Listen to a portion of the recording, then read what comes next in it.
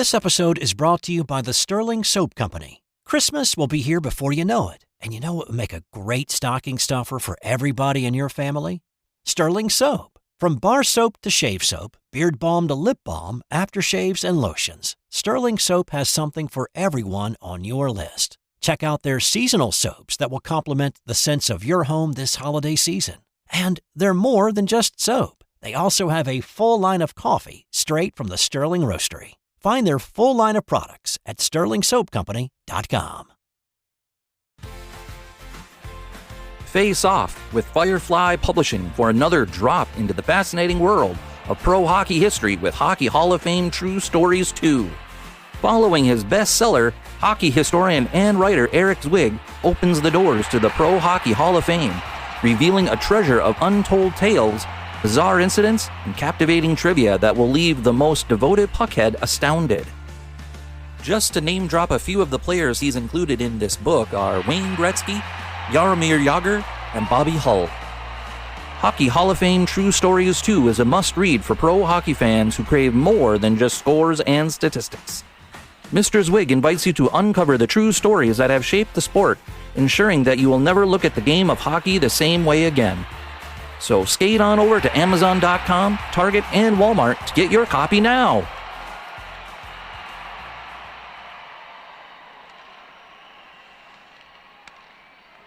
This podcast is part of the Sports History Network, your headquarters for the yesteryear of your favorite sport. You can learn more at sportshistorynetwork.com.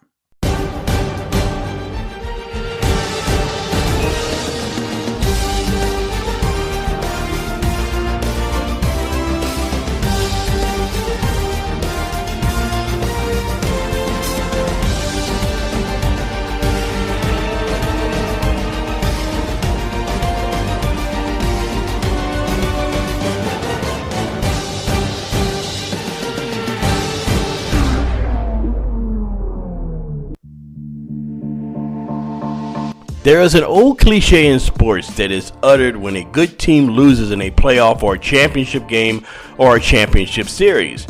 And that phrase is, wait till next year. During the 1940s and 50s, that phrase was used a lot by the Brooklyn Dodgers and their fans, as they would seemingly lose year after year in the World Series to the New York Yankees.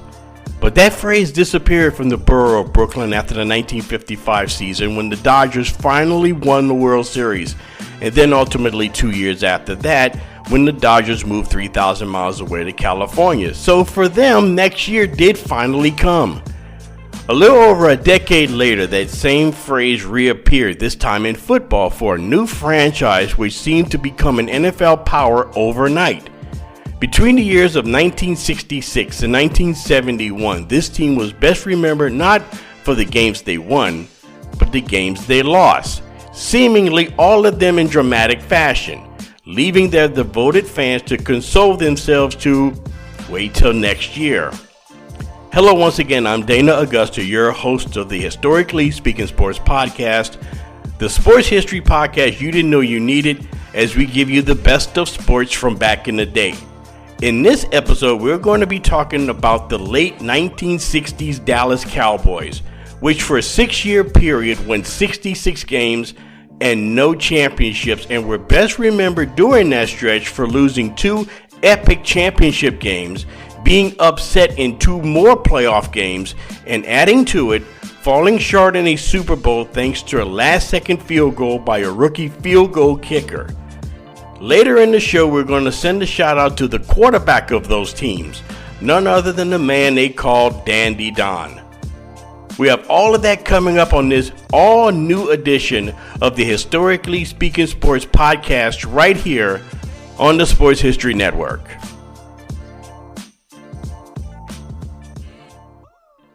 At the Sports History Network, we're all about the sports yesteryear, and so we're pleased to introduce you to Row 1, an online memorabilia gallery and shop that brings sports history to life. The Row 1 gallery features over 5,200 gorgeously reproduced prints of team posters, game program covers, game tickets, and advertisements in baseball, pro and college football, pro and college basketball, and more. Any gallery item may be printed in a variety of sizes on wood, metal, canvas, acrylic, or poster paper. It's your choice. In the Row 1 shop, you can pick from thousands of unique items that feature retro and historical backgrounds dating back to 1876. We have everything from clothing to phone cases to mugs, even shower curtains. Go to sportshistorynetwork.com/row1 for access to the full Row 1 catalog. When you buy from the gallery today, you can instantly save 15% on your purchase. All you have to do is enter the code SHN15 and your discount will be applied.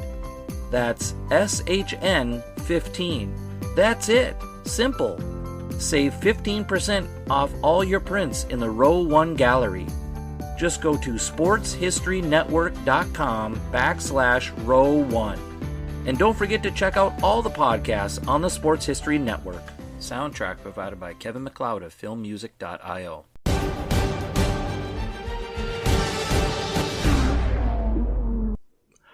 Long before they were the self-proclaimed America's team during the decade of the 1970s, they had another moniker that was not as flattering. Prior to winning their first Super Bowl at the conclusion of the 1971 season, the Dallas Cowboys was known as next year's champions. They were good to almost great teams during the late 1960s and early 70s, but would fall short in the postseason, usually in games that had become legendary in NFL lore. Prior to the 1966 season, though, the Cowboys were looking to make a way as new members of the National Football League. In their first years, not only they had league competition to deal with, they had competition within their own city, as the Dallas Texans came into existence right around the same time as the formation of the Cowboys in 1960. While the Cowboys were trying to find their way in the National Football League, over in the AFL, the Texans were winning AFL championships. Yet all of that changed after the 1963 season for both franchises.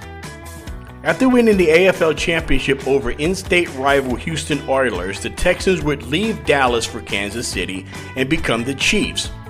As for the Cowboys, they finished the 1963 season with a 4-10 record, which would be their worst record until 1988, where they went 3-13 and then 1-15 in 1989. But under Tom Landry, the Cowboys began steady improvement. In 1964, they went 5-8-1, and in 1965 improved still further with a record of 7-7, their first non-losing season in franchise history. Then came the 1966 season, and with the team improving year by year, expectations began to grow in Big D as fans were hoping the Cowboys were ready to compete with the better teams of the NFL.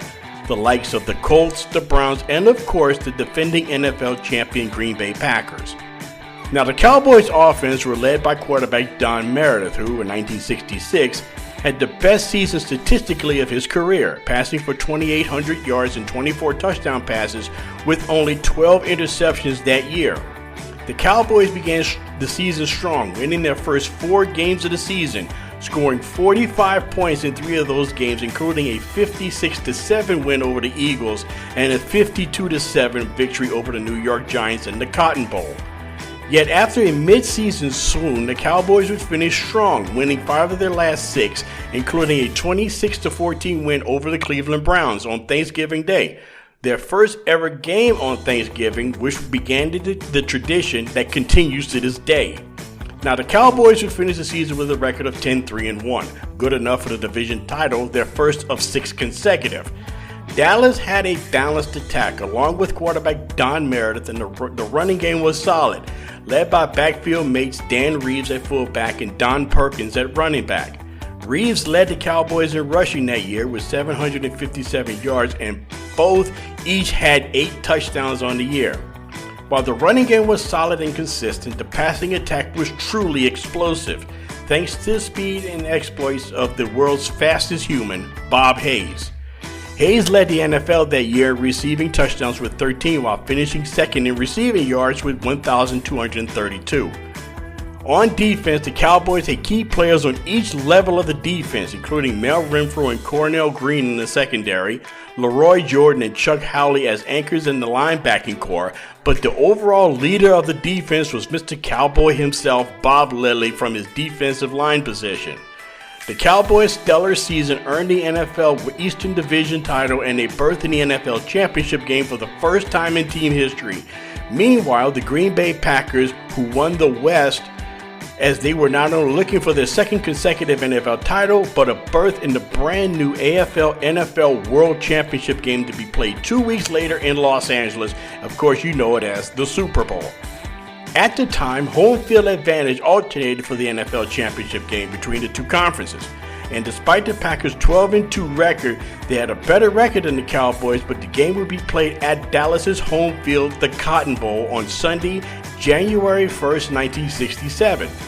The Cotton Bowl Classic, normally played on New Year's Day, was actually moved to the day before, as the Georgia Bulldogs defeated the SMU Mustangs 24-9.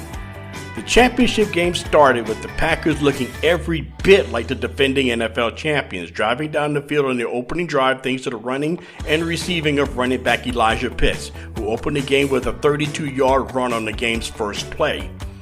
After several plays, the Packers quarterback Bart Starr would find Pitts on a 17-yard touchdown pass to give the Packers an early 7-0 lead. On the ensuing kickoff, Cowboys returner Mel Renfro would fumble the kickoff, and Jim Grabowski would pick it up for the Packers and rumble 18 yards for another Packers score.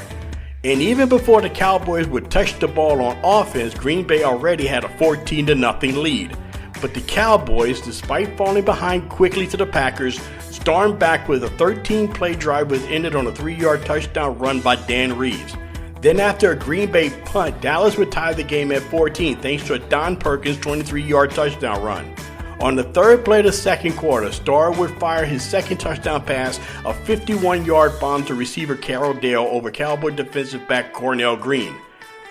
Then Dallas responded with a 68-yard drive to the Packers' 4 and had to settle for a Danny Villanueva 11-yard field goal to cut the Packers' lead to 21-17. Right before halftime, Green Bay would attempt a 30-yard field goal, but Don Chandler's kick was blocked, and the score remained 21-17 at the half. In the third quarter, after recovering an Elijah Pitts fumble, the Cowboys would go on a 13-play drive, which resulted in another Villanueva field goal. This one from 32 yards out, and the Packers' lead was cut even further, now leading 21-20. Yet on the next possession, Packers would strike quickly, not on the famed Packers power sweep and punishing running attack, but on the right arm of Bart Starr. On their next possession, Starr would complete a 40-yard pass to Dale, then ended the drive with another touchdown pass, this one to Boyd Dowler for a 16-yard touchdown pass to extend their lead to 28-20. While the Packers were still riding the right arm of Bart Starr, his Cowboy counterpart Don Meredith had gone cold, missing several passes, and the Packers would get possession again in great field position on the Dallas 48. Starr and the Packers went right back to work. With the Packers facing 3rd and 19, Starr found Dowler's replacement veteran Max McGee on a 28-yard touchdown pass with just a little over 5 minutes to play in regulation. After Chandler's extra point attempt was blocked, and with it being late in the fourth quarter, the Packers had seemingly a comfortable 14-point lead, 34-20. Starr was having one of his best days as a professional in this game, going 19 of 28 for 304 yards and 4 touchdowns with no picks, and a quarterback rating was a stellar 143.5. On the ensuing drive, Dallas mounted a comeback. Facing 3rd and 20, Meredith went deep, finding tight end Frank Clark on a 68-yard touchdown pass, cutting the Packer lead to 34-27. Now only down by 7, the Cowboys were back in the game. Now it was the Cowboys' defense to stiffen, and it did, forcing the Packers to go 3 and out. Then disaster seemed to strike for the Packers. Don Chandler, who had a horrible kicking day with a field goal and extra point blocked, shanked a punt that only went 17 yards, giving the Cowboys excellent field position and to possibly tie the game, and descended into sudden death overtime. With the ball resting on the Packer 46 with 2:12 to play, Dallas opened their drive immediately with a 21-yard completion of Frank Clark, placing the ball in Packer territory. After a 4-yard run by Perkins placed the ball on the 22, Packers defensive back Tom Brown was flagged with a pass interference call, placing the ball on the Packers 2. Now it was all set up. The Packers were just 2 yards away from tying the game and no two-point conversion in the NFL at that point, and sending this shootout of a league championship game into overtime. On first down, Dan Reeves carried the ball to the 1.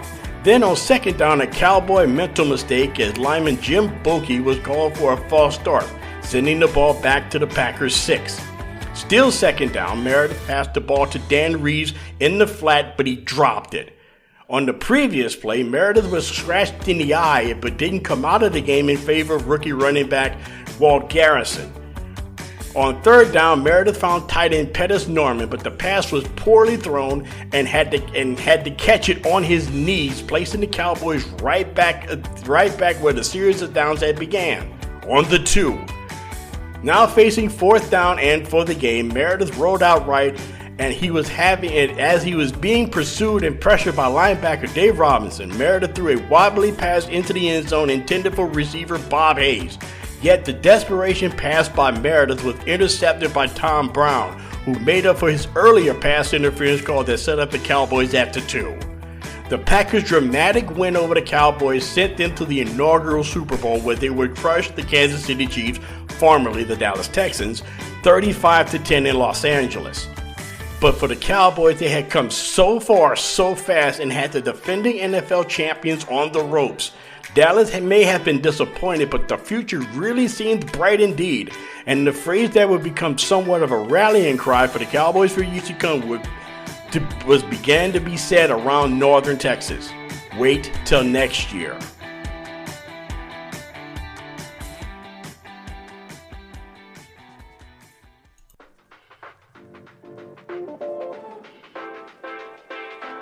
There were high expectations in Big D following their championship game appearance the season before. Yet the 1967 Cowboys posted a 9-5 record, which was good enough to win the new Capital Division of the NFL. One major reason for the slide record-wise was quarterback Don Meredith, who was hampered with injuries for most of the campaign.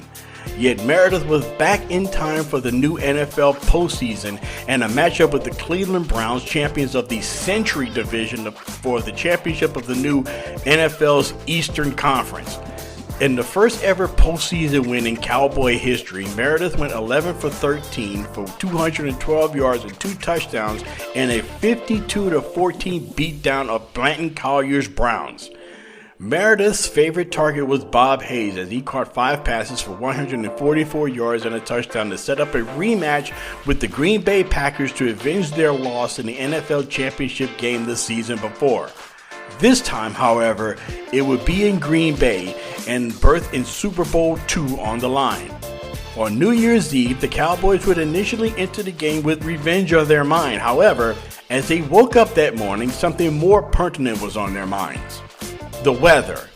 Although the skies overhead were clear, the temperatures were unbearably cold. At the time, the temperature was 15 degrees below zero with a wind chill average of minus 36, making it the coldest game in NFL history. Adding to the drama of this game, as if it needed it because it was a championship game after all, the heating system under the Lambeau Field turf malfunctioned during the night. As Lambeau Field's ground crew removed the tarp from the field, it exposed the moisture that was left behind from the tarp, which immediately froze. And as the game went on, the field conditions became increasingly worse, hence giving this name the moniker the Ice Bowl. Now, the Cowboys had something of a subpar season in 1967, and the Cowboys did so, and the Packers, I should say, did so as well. Entering the NFL championship game, the two-time defending champions had a record of 9-4-1 and sort of limped into the championship game. And it would be the Packers that would strike first. As was the case the year before, Green Bay would have a 14-point lead early in the game as Bart Starr would connect on a pair of touchdown passes to Boyd Dowler. Yet it would be the Cowboys' defense that would get Dallas back in the game. The Cowboys' defense forced a pair of Packer turnovers which led to 10 points, cutting the Packers' lead to 14-10. As the playing conditions could continue to deteriorate under the Arctic conditions, both teams struggled to get their offenses going in the third quarter. Then, on the first play of the fourth quarter, a big play. On a halfback option pass, Dan Meredith pitched the ball to fullback Dan Reeves on a sweep to the left. Reeves then pulled up and lofted a pass to receiver Lance Renzel, who had to readjust to receive the ball through the swirling winds of Green Bay, and he did the rest, going 50 yards to give the Cowboys a 17-14 lead as the shallows began to envelop Lambeau Field. As field conditions continued to worsen, it was beginning to look as if the Cowboys would deny the Packers from an NFL three-peat, especially after the Packers would miss a game-time field goal midway through the fourth. However, on the final drive, Bart Starr put together a drive with several key sharp passes to running backs Chuck Mercine and Donnie Anderson, driving the ball to the Packers' 1-yard line. Then you know the rest. Bart Starr will run a quarterback sneak with 13 seconds remaining, giving the Packers a 21-17 win and a berth in the second Super Bowl. Yet for the Cowboys, it was their second NFL championship game appearance and their second consecutive loss on the last play of the game. But they would once again have to wait till next year.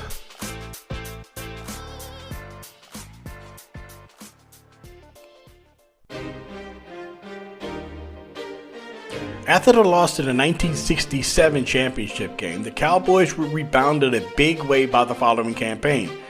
After a dramatic loss and the retirement of head coach Vince Lombardi from the Packers, the Cowboys were the favorites to win the NFL championship in 1968, especially earning a 12-2 regular season record that year, which would only be equaled with the 1977 Cowboys for the best record during the Landry era in Dallas.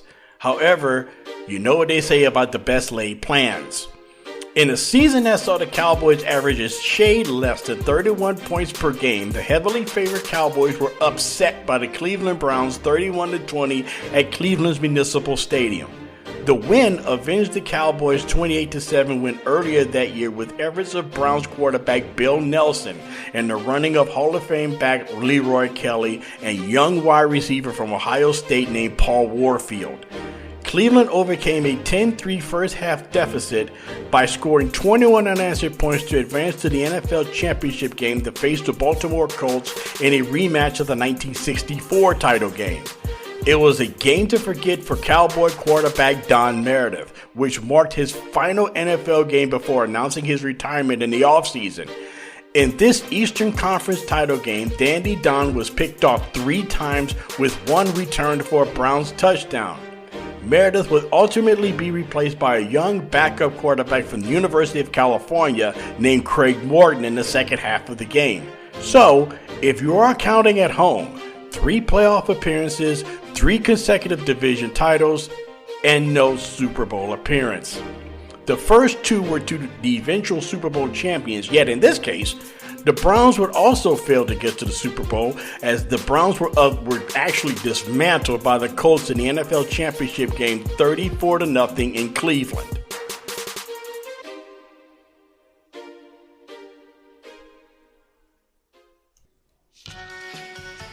Going into the 1969 season, the Cowboys were one of the favorites to get to Super Bowl IV, the first ever in New Orleans.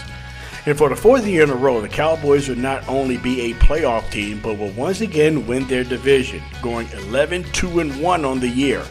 The only tie would be against future bitter rival San Francisco 49ers in Week 11. As of this past season, the 2024-25 season, it is the most recent tie in Cowboy history. That season, the Cowboys would be without the services of Don Meredith, who had retired during the offseason. More on Meredith later in this episode. That season, the Cowboys would be led by quarterback Craig Morton for most of the year. However, Morton would be injured during the preseason, and a 27-year-old rookie would open the season for the Cowboys signal caller. None other than a former Heisman Trophy winner from the Naval Academy named Roger Staubach. In the 1969 campaign, Dallas led the league in rushing yards and were second in scoring.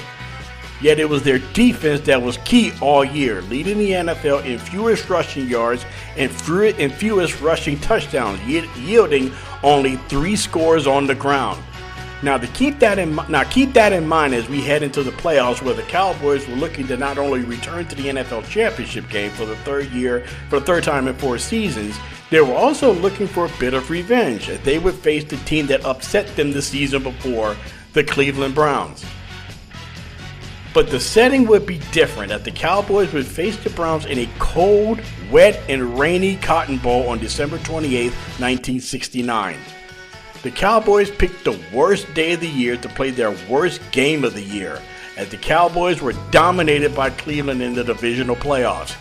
In the first half alone, Dallas only ran 17 plays for only 39 yards of offense.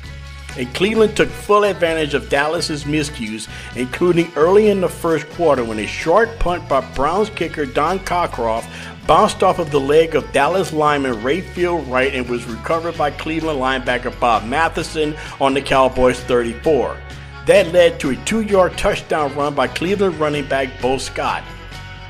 Cleveland would extend their lead to 14-0 as Bill Nelson would find tight end Milt Morin on a 6-yard touchdown pass. Then right before the half, Cockcroft would connect on a 28-yard field goal to effectively put the game out of reach for the Cowboys. Then after a Morton interception, the Browns would make the score 24-0 on Bo Scott's second touchdown run. Dallas would finally get on the board in the third, going 72 yards on 12 plays, which culminated with a 2-yard touchdown run by Morton, but it would be as close as Dallas would get. Cleveland would add a Leroy Kelly touchdown to make the score 31-7. Then to add insult to injury, facing a 4th and 18, Morton, while looking to throw a short pass to Walt Garrison out of the backfield, was intercepted by Walt Sumner and was returned 88 yards for a touchdown to seemingly end the game. The Browns' 38-14 domination of the Cowboys marked the 4th time in as many years that the Cowboys won the division and made the postseason, but failed to make the big game. There were whispers around the NFL that the Cowboys were just a regular season team, and the team lacked a heart of a true champion. You have to take this into consideration, though, that the Cowboys had lost 4 games in the playoffs, which 2 of them were played in Dallas, and 3 of the 4, the Cowboys were favored. Once again, Cowboy fans had to say, wait till next year, as they were tagged by sports writers as next year's champions.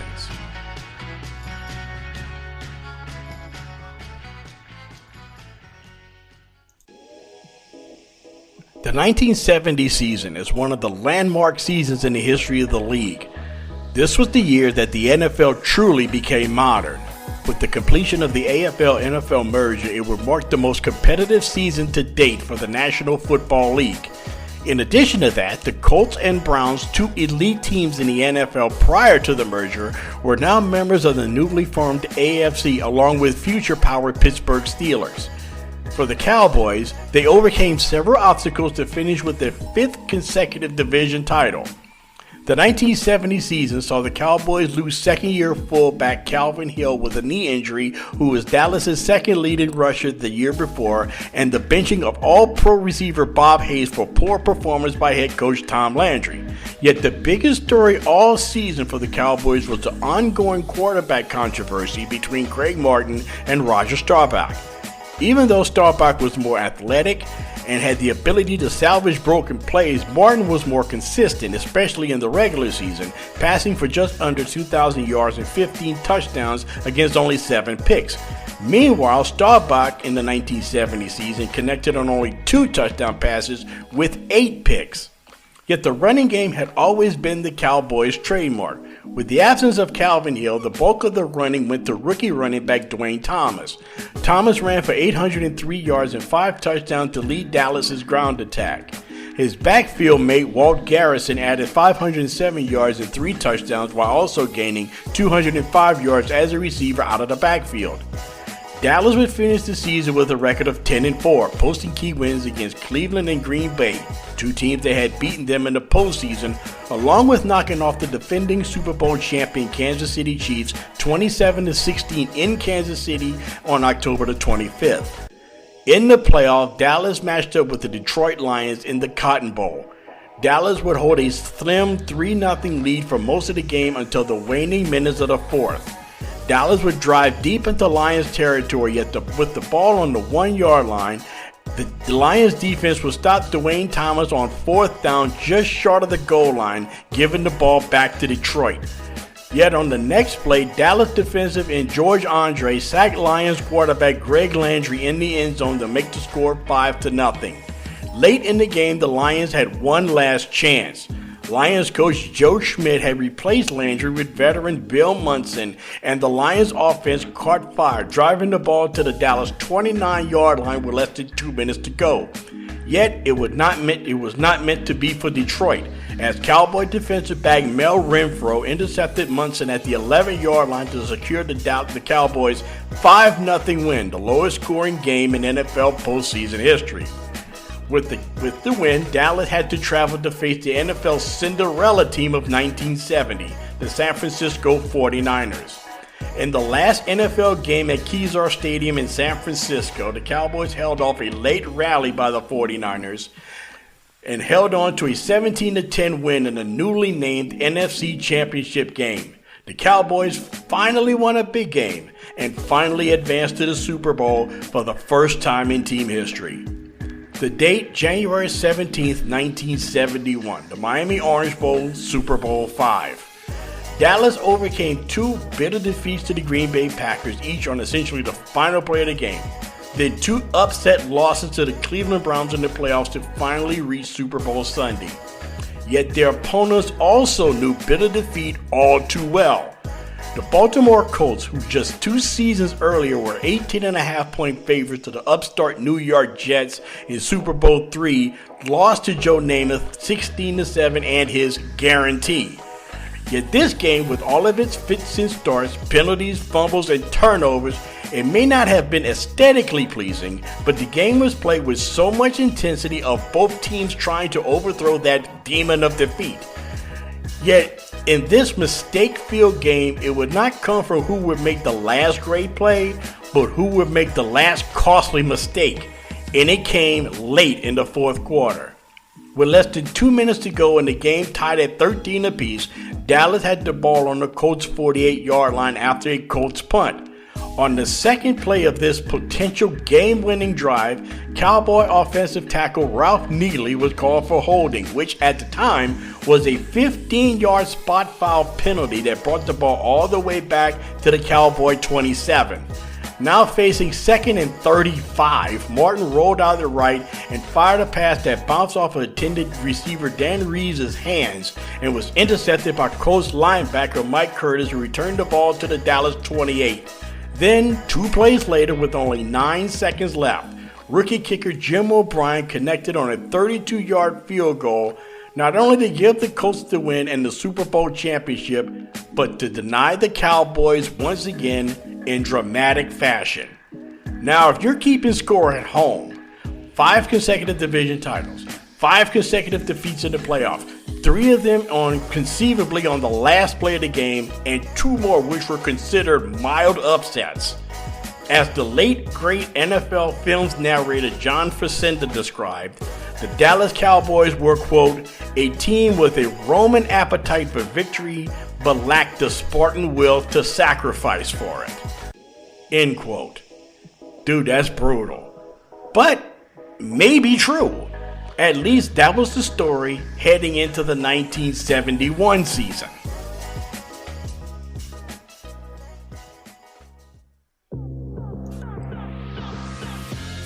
In 1970, that ominous sound that you heard in Dallas was a ticking clock, and that clock was ticking on the Dallas Cowboys. With the newly formed NFC, there were new teams on the rise that were looking to challenge the Cowboys for the title of best team in the NFC.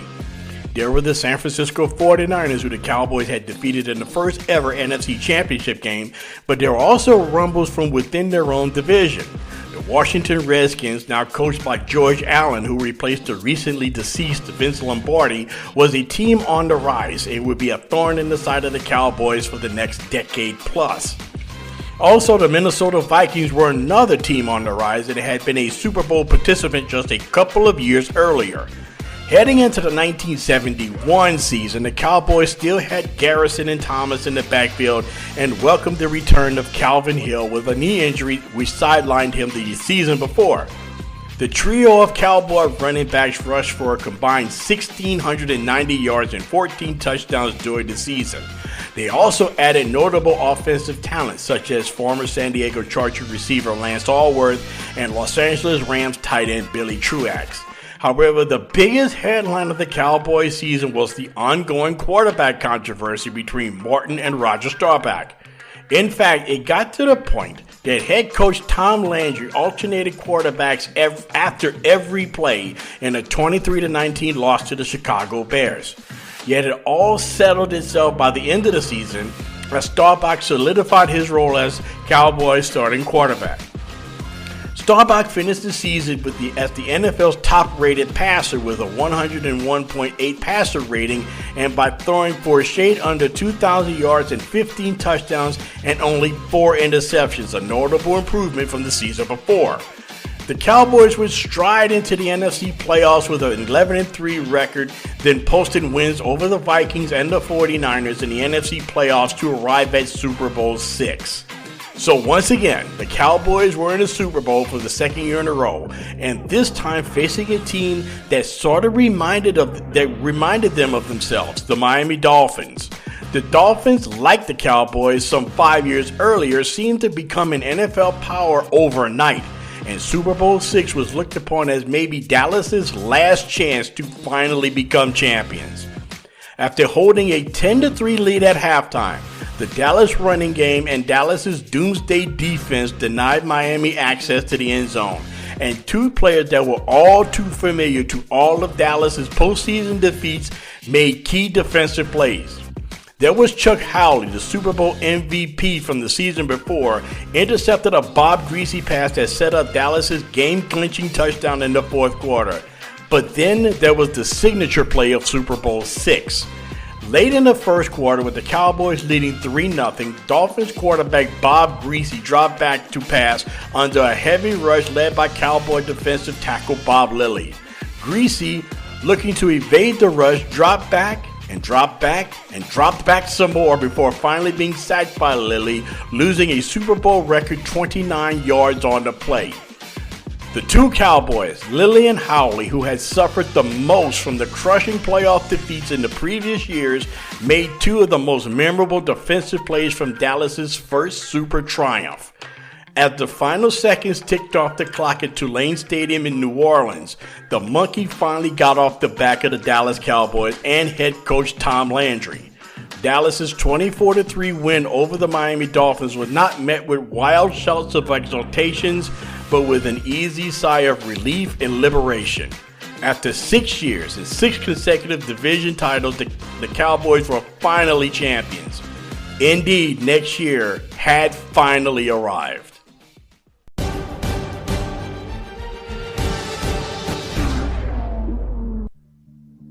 Coming up next, Roger Staubach was named that Super Bowl's MVP, and he was part of the long lineage of great quarterbacks that called Dallas home that also featured the likes of Danny White, Troy Aikman, Tony Romo, and currently Dak Prescott.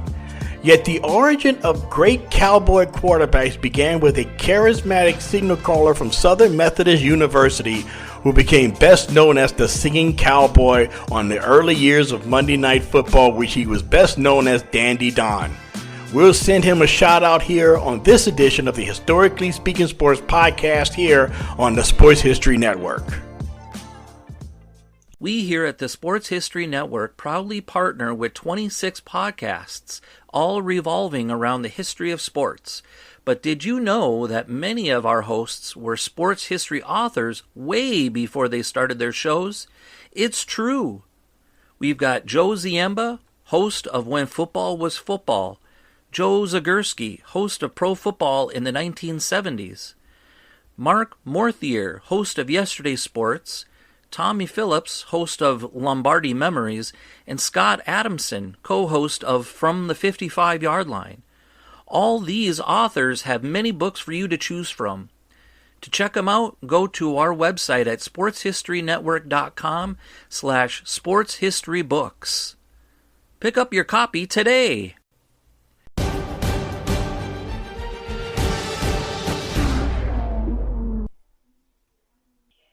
Ladies and gentlemen, all sports fans around, you are locked in to the Historically Speaking Sports Podcast, a member of the Sports History Network. And just a reminder out there, you could follow us on various different social media platforms such as Blue Sky and Threads and X.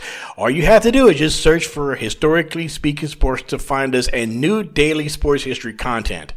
Also, fans could write to the show and also float some possible show ideas to us if you like, or you could just call it and just say hello. You could write us at historically.speaking.sports@gmail.com. And also, you could do us a favor and check out some other shows here on the network. For instance, the Football is Family podcast, hosted by my brother from another mother, one Jeremy McFarland. I've been on this show a couple of times talking about, of course, the sport of football, and which was an integral part of my family, especially between me and my late grandfather. So it's a very cool show that you should check out. Once again, it's Football is Family podcast, hosted by my good friend Jeremy McFarland. And now back to the show. There are certain positions in sports, positions on the field, I should say, that come with them more than its fair share of fame and time in the spotlight. You could be the center fielder of the New York Yankees, quarterback of Notre Dame, running back at USC. You could be the starting point guard for the Boston Celtics, the starting center for the Los Angeles Lakers, or the starting goaltender for the Montreal Canadiens.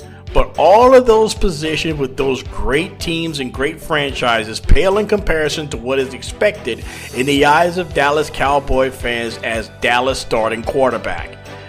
There's the pressure of winning it all with all those famous on-field positions, but Dallas Cowboys quarterback adds just a little bit more weight. Maybe it's the fact that it's possibly expected. Not only you have to win, but it's almost like you have to look good doing it and make it look easy with a bit of flair and drama. Throughout their history, the Cowboys had quarterbacks that fit that bill. There was Roger Staubach and Danny White and Troy Aikman and Tony Romo and currently Dak Prescott. Now all of these Cowboys signal callers have big games under their belts that they have won and in some cases lost. But all of them tried to fit the mold of the first great Cowboys quarterback that seemingly invented the position. A quarterback from Mount Vernon, Texas named Don Meredith. Known as Dandy Don, Meredith quickly established the prerequisites of Cowboys quarterback: daring, inventive, clutch, charismatic, and most of all, tough. Meredith attended Southern Methodist University and led the Southwest Conference in completion percentage in each of his 3 seasons as a starter from 1957 through 1959 and was the 32nd pick overall in the 1960 NFL Draft by the Chicago Bears. The Cowboys later acquired Meredith through a trade in time for the Cowboys' inaugural season as a backup to Cowboys' original starting quarterback Eddie LeBaron. Led by coach Tom Landry, Meredith led the Cowboys from the low rung of expansion to 3 consecutive postseason appearances from 1966 through 1968. In all, Meredith played only 9 seasons with the Cowboys before retiring at the end of the 1968 season, making the Pro Bowl each of his last 3 seasons in the NFL. Meredith was the Cowboys' first ever superstar quarterback, which he was one of the most popular players in team history, not only for his grit and toughness, but also his outgoing nature. During his playing career, he passed for 17,199 yards and 135 touchdowns with a lifetime passer rating of 74.8 and was named the NFL Player of the Year in 1966.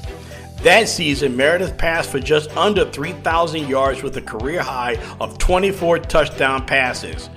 Unfairly, though, his career is remembered very similarly to the Cowboy teams that he led during the 1960s. You remember him more for the dramatic losses that he lost, than the dramatic games that he lost, rather, than all the games that he won for the Cowboys in the years before they became known as America's team.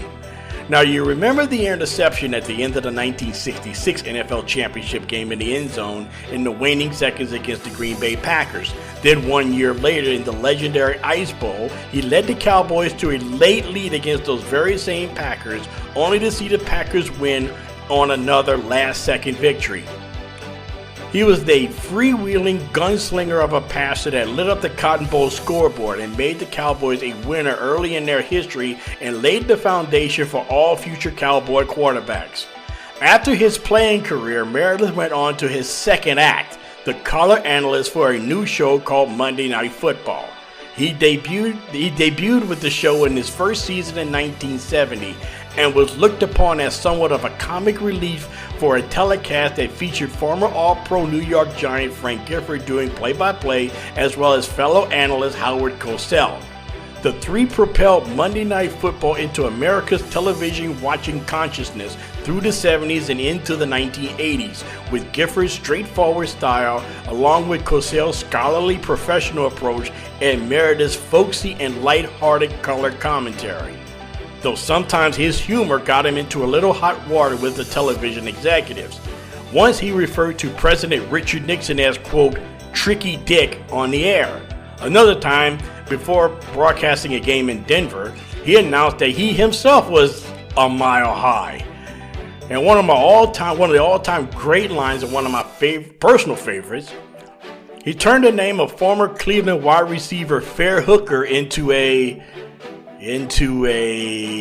double entendre, I guess you could say, saying, quote, Fair Hooker? Well, I haven't met one yet, unquote. He was the best. Even during his playing career, he was known for a great quip or two on the Cowboys sideline, even during crucial times in historic games. During the 1967 NFL Championship game, better known as the Ice Bowl, while sitting on the sidelines, he was sitting next to Cowboys running back Walt Garrison. Garrison said, "You know what? We must be the stupidest people on the planet to play in this game."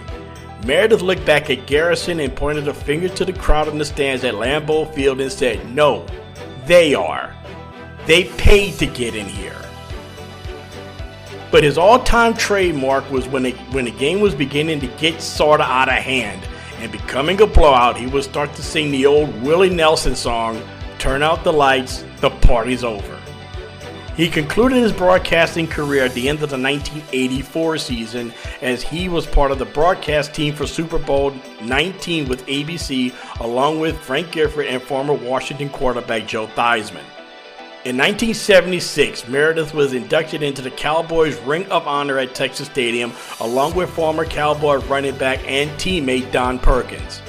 In 2007, he received the Pro Football Hall of Fame Pete Rozelle Radio and Television Award, and the following year, his number 17 would be retired by the SMU Mustang football program. Meredith passed away at the age of 72 in 2010, but his place as the Cowboys' first ever superstar quarterback lives on.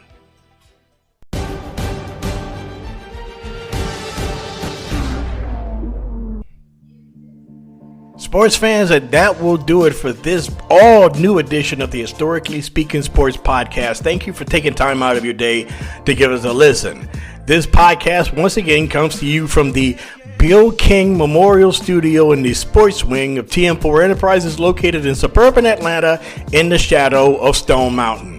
To get more content of the Historically Speaking Sports Podcast, you can check us out on Blue Sky or Threads, as well as X, and anywhere that you get podcasts. And you could also send us a line at historically.speaking.sports@gmail.com. And if you have not done so already, please subscribe to the show. Tell your family, tell your friends, tell your neighbors. Hell, tell a passerby on the street if you think they like sports history. And until the next episode, stay blessed, stay cool, and be the best in everything that you do. It will make the world a much, much better place. Peace.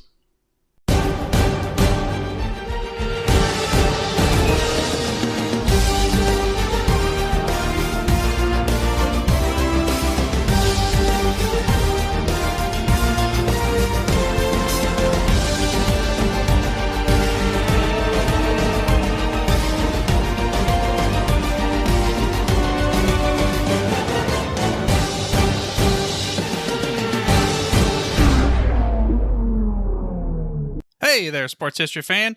This is Arnie Chapman, aka the Football History Dude, and I hope that you enjoyed this recent episode presented by the Sports History Network and were able to learn some good old-fashioned sports history knowledge nuggets. I started the Sports History Network back in 2020 with the mission to help podcasters find a community of like-minded sports history nerds, as well as helping aspiring podcasters to start their own shows.